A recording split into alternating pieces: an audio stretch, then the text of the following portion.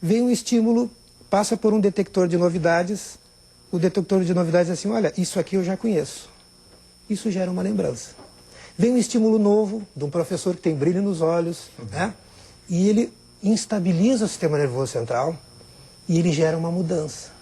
Então, o aprendizado para nós é uma mudança que acontece no cérebro decorrente da chegada de um estímulo novo. Então, eu estou, assim, muito satisfeito por estar aqui e espero contribuir no que tiver ao meu alcance. E como é que faz o professor para ser mais instigante e mais sedutor no estímulo novo do que a tecnologia, por exemplo? Pois é, para nós, o ideal seria que se usassem diferentes formas de chegada ao cérebro. Porque, por exemplo, os aprendizados que têm um conteúdo motor são arquivados num sistema do cérebro mais antigo, dentro da escala dos animais, da nossa escala humana. Se for um estímulo motor, guarda para sempre. Se for um estímulo traduzido em linguagem, conversa, letras, números, guarda de uma outra forma. Ora, se o professor só falar, é possível que a criança se desinteresse. Se ele falar por mais de meia hora, muito provavelmente a criança vai se desinteressar. Se esse conteúdo tem se esse conteúdo tem algo que seja atrativo ou que envolva, por exemplo, algum movimento, é mais fácil de guardar. Eu lembro de uma canção em francês, eu não tenho uma menor condição de falar francês, mas eu cantava essa canção porque era uma escola de freiras. E a gente fazia uma coreografia e, bom, eu guardei Sonne le Matine. Então, eu nunca mais esqueci isso daí. Então, observem como a gente pode usar estratégias bem simples para prender a atenção das crianças, usando, assim, diferentes entradas. Claro que a criança na pré-escola, a professora pode falar melhor do que eu da parte psicopedagógica, texturas, né? Enfim, o aprendizado práxico, depois a parte motora, depois a parte cognitiva. Enfim, a gente pode ver sobre essa área também. Professor Perici, sob a ótica da filosofia da educação, vou seguir nesta mesma linha. Acho que é o que todos perseguimos, para que seja efetiva a relação do professor com seus alunos, para que o resultado que todos nós podemos almejar se alcance de uma boa formação, de uma juventude que adequadamente terá depois os seus destinos. O que é que o professor tem que fazer? Que magia ele tem que praticar? Ele tem que chegar na aula sabendo tudo que a novela contou ontem e, a partir disso, trazer exemplos.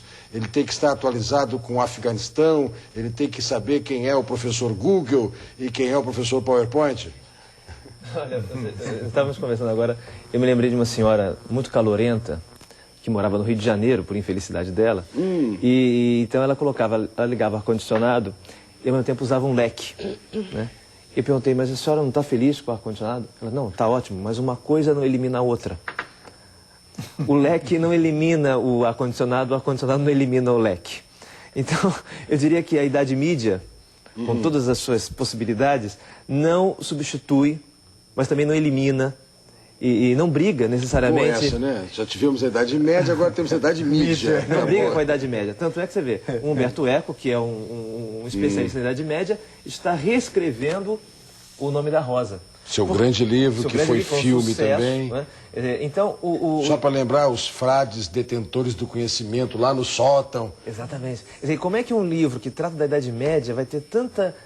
Vai ter, porque nenhuma editora investiria numa reedição à toa. Quer dizer, sabendo que vai ter. Por que o Harry Potter, que tem uma ambientação atemporal, que fala de questões do bem e do mal, né? Que essa questão estaria eliminada, porque agora está tudo é possível, tudo é relativo. De repente, o Harry Potter é um best-seller na Idade Mídia. Aquele garoto que fica 10, 15 horas no videogame vai ler um livro de 500, 600 páginas em 2, 3 dias. Então, uma coisa não elimina a outra. Eu vou seguir esse critério da senhora calorenta no Rio de Janeiro. Então, o professor... Ou seja, o senhor poderia chegar para responder minha pergunta e dizer assim, nós ficaríamos todos com uma interrogação. É muito simples, basta combinar o ar-condicionado com o leque. E eu chamaria os comerciais. É isso. Sim, é o caso. Não vou esquecer disso nunca. O ar-condicionado e o leque. Sim, então, por exemplo, então um professor que usa essas metáforas que eu acabei de usar, ele tem um poder de comunicação tão grande ou maior do que um site, do que um videogame. Teve um cara que certa feita, com as metáforas e com a comunicação da época, subiu num monte bem alto e falou para todos que estavam podendo ouvir. Depois penduraram o cara na cruz, mas ele sabia tudo disso, hein? Então, todos os grandes educadores trabalham talvez com todos esses conceitos da neurociência de maneira intuitiva e até talvez seja melhor, porque quando a gente tem um conhecimento, a gente começa a travar. Né? Às vezes o conhecimento nos dá uma responsabilidade, um medo tão grande, ao passo que a espontaneidade do convívio, do encontro, facilitam as coisas. De modo que o grande educador sempre foi um grande contador de histórias. Como todo grande pai e grande mãe, nos contaram histórias. Né? Meu avô, por exemplo, levava meu pai no Jardim Zoológico para ver a preguiça. Levava ele para ver a preguiça na segunda-feira e na outra segunda-feira levava para ver a preguiça. E percebe? Não precisou entrar em nenhum site para mostrar pela própria natureza o que era a preguiça. Então, vamos dizer, essa metodologia universal e atemporal, e intemporal e eterna, ela está presente em todas as grandes ocasiões da educação, seja familiar, seja formal, seja informal. O que acontece, infelizmente, é que houve um empobrecimento da nossa formação humana. Um empobrecimento. Perdemos tempo, não temos aquela autoobservação, aquele autoconhecimento que seria necessário. Né? Há um empobrecimento de visão, há um empobrecimento de valores.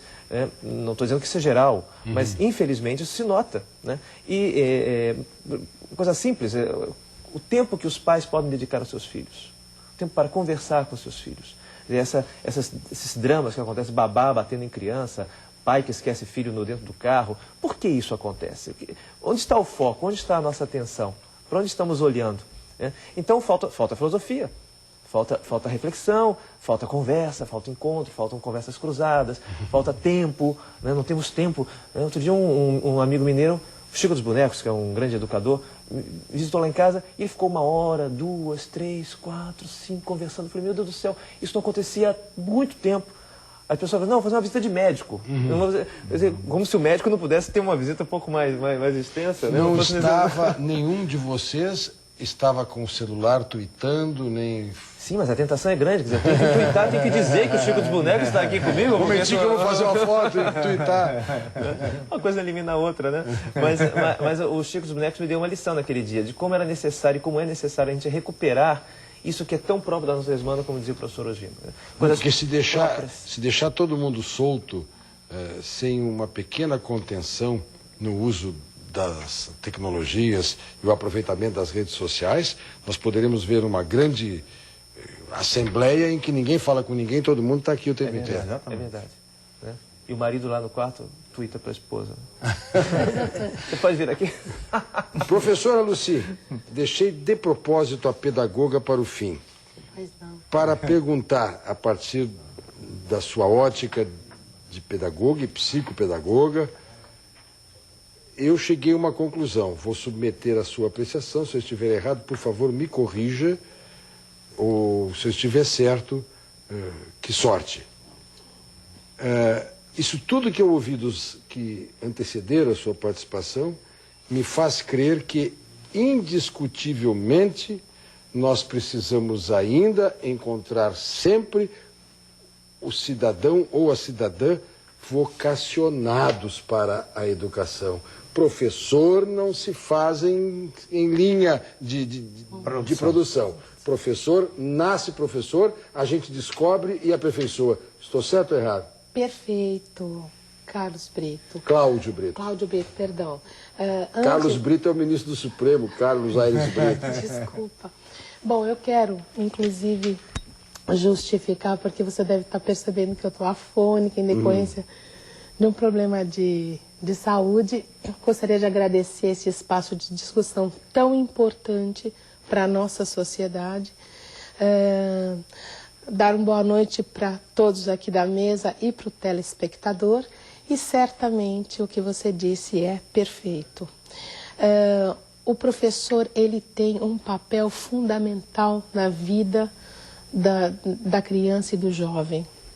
O professor é aquele que aproxima o aluno do conhecimento, aproxima a criança e o jovem da vida, porque o conhecimento é a base para a vida. Quer dizer, as pessoas se constituem nas relações. E se elas se constituem nas relações, o professor é um grande mediador que contribui para a formação dessa criança e desse jovem. Então, essa sua colocação é impecável. Eu, infelizmente, tenho visto que estão acontecendo muitos problemas. Existe, evidentemente, ainda a culpabilização, porque se há um problema educacional, porque está havendo um problema sério na educação, existe também a culpabilização. Então, a culpa é da criança, a culpa é da família desestruturada, a culpa é desse, daquele. Então, na verdade, nós não devemos culpabilizar, e sim buscar soluções. E de que forma? Encontrando espaços como esse. Eu faço minhas as palavras do professor Osvino, do Gabriel e do nosso querido Riesgo. Eu achei fantástico o que eles falaram, porque realmente nós estamos dispersos, sem tempo, porque a nossa sociedade está valorizando muito e focando muita tecnologia em detrimento do desenvolvimento humano.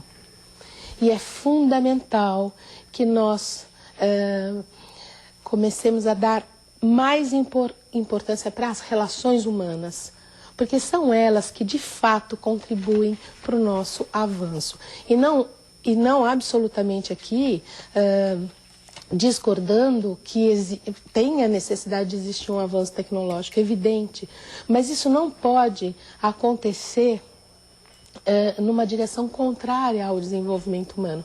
Então hoje nós temos condição de falarmos em tempo real, em qualquer lugar do mundo, e ainda temos crianças morrendo de fome.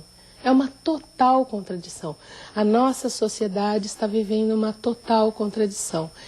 E a única forma de nós mudarmos isso, além das políticas públicas e de uma série de situações que podem ser compostas, é com a educação.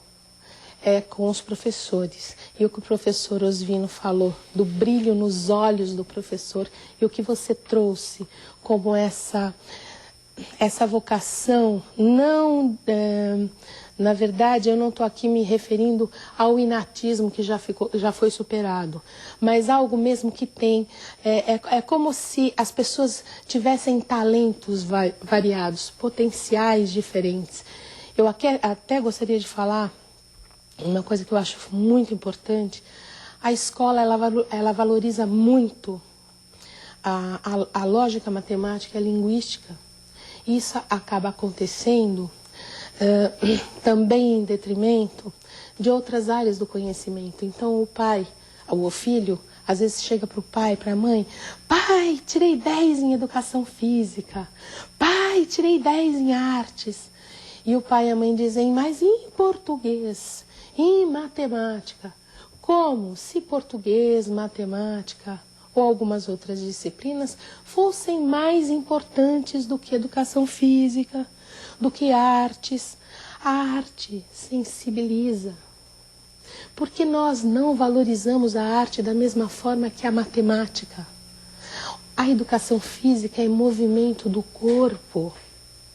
O país que é mais aplaudido mundialmente tem o maior índice de obesidade. E a obesidade, o doutor aqui pode